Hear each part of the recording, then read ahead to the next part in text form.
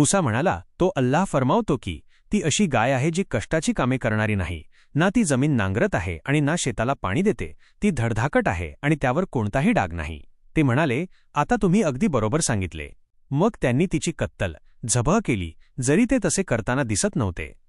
आणि 8वा, जेव्हा तुम्ही एका व्यक्तीची हत्या केली होती, मग तुम्ही त्याबद्दल एकमेकांवर आरोप करू लागलात आणि अल्लाह ती गोष्ट उघड करणार होता जी तुम्ही लपवत होता. तेव्हा आम्ही म्हणालो, या गायीचा एक तुकडा त्या मृताला मारा.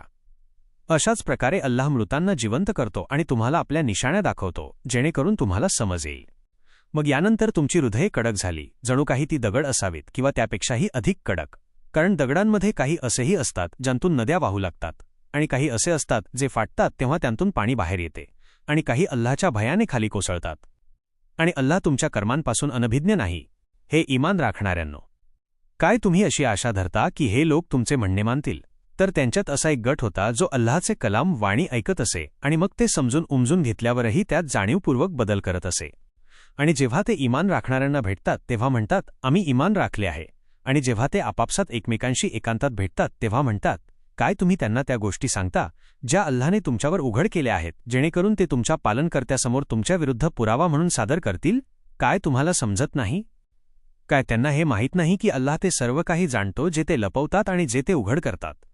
आणि त्यांच्यात काही निरक्षर असेही आहेत ज्यांना ग्रंथाचे तौरातचे ज्ञान नाही, केवळ खोट्या आशांशिवाय, आणि ते फक्त अंदाजांवर चालतात. तर विनाश आहे अशा लोकांसाठी जे स्वतःच्या हातांनी ग्रंथ लिहितात आणि मग म्हणतात, हे अल्लाहकडून आहे, जेणेकरून त्या बदल्यात थोडा फायदा मिळवू शकतील. तर त्यांच्यासाठी विनाश आहे त्यांच्या हातांनी लिहिलेल्या गोष्टीमुळे, आणि विनाश आहे त्यांच्यासाठी त्यांनी केलेल्या कमाईमुळे. आणि ते म्हणतात, आम्हाला नरकाची आग कधीही शिवणार नाही, केवळ मोजक्या दिवसांशिवाय. त्यांना सांगा, काय तुम्ही अल्लाहकडून असा काही शब्द घेतला आहे की अल्लाह आपल्या शब्दाच्या विरोधात जाणार नाही? की तुम्ही अल्लाहबद्दल अशी गोष्ट बोलत आहात ज्याचे तुम्हाला ज्ञान नाही?